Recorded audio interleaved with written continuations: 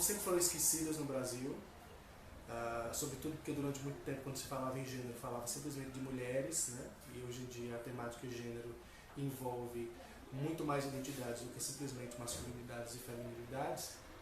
Mas nos últimos meses, nos últimos 2, 3 meses, o termo gênero ele vem ganhando uma expressividade nos debates, enfim, nas câmaras municipais. Por quê?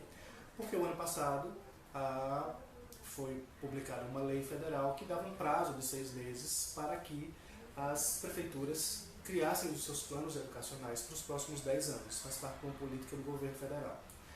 E, com base nisso, a lei federal ela prevê que sejam incluídas a cargo das câmaras municipais, dentro dos planos educacionais, as questões de gênero e de sexualidade.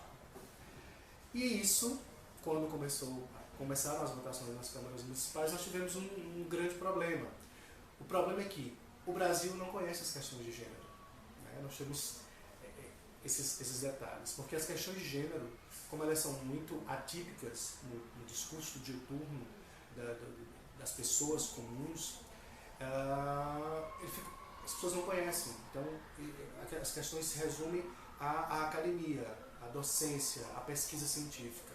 E fica muito restrita a questão das ciências sociais aplicadas. Então, quando se falou em gênero, começou um debate aqui no Brasil e as pessoas que estão debatendo esse tema não conhecem de fato o que está se falando.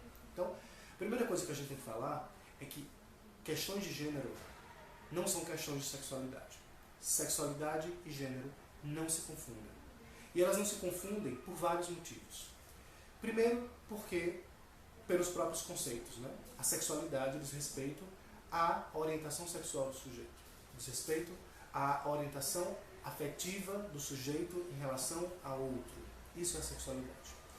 As ciências, né, que são as ditadoras das normalidades, elas costumaram, né, dizer que a orientação sexual, a sexualidade do sujeito humano pode ser de 3 tipos: a heterossexualidade, a homossexualidade e a bissexualidade.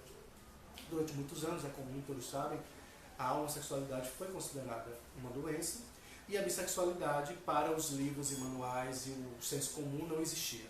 Se houvesse dúvida da sexualidade heterossexual da pessoa, porque ela era homossexual e não bissexual. Mas hoje a ciência comum que isso de fato existe, a bissexualidade. Então isso é a sexualidade, é por quem eu me interesso.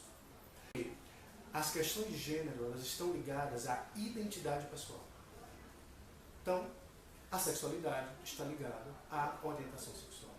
Então, é muito comum, muito mais do que vocês possam imaginar, você vê que existem pessoas do sexo masculino que vivem o gênero masculino, no entanto, a sexualidade não é heterossexual.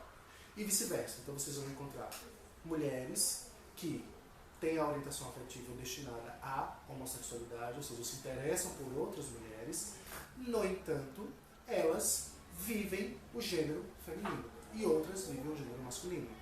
Assim como você vai encontrar homens e mulheres, vamos usar o exemplo das mulheres, heterossexuais, que a vivência diuturna do gênero é o gênero masculino. Mulheres um pouco mais masculinizadas, ou mulheres que, por questões de lutas históricas, tiveram que assumir um papel masculino. Então, essas coisas não se confundem. Parece que os leigos juntam isso. Então, o que é que eles fazem? Se você é menino e é um pouco mais delicado, ou seja, seu gênero é feminino, você é do sexo masculino, mas o seu gênero é mais direcionado ao feminino, é porque você é gay. E isso não é uma proporção real, isso nem sempre é verdade. Tá?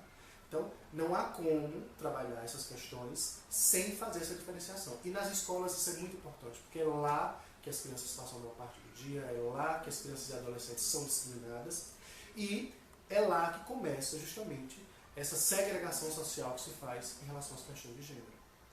Então, o tema ele precisa ser bastante discutido.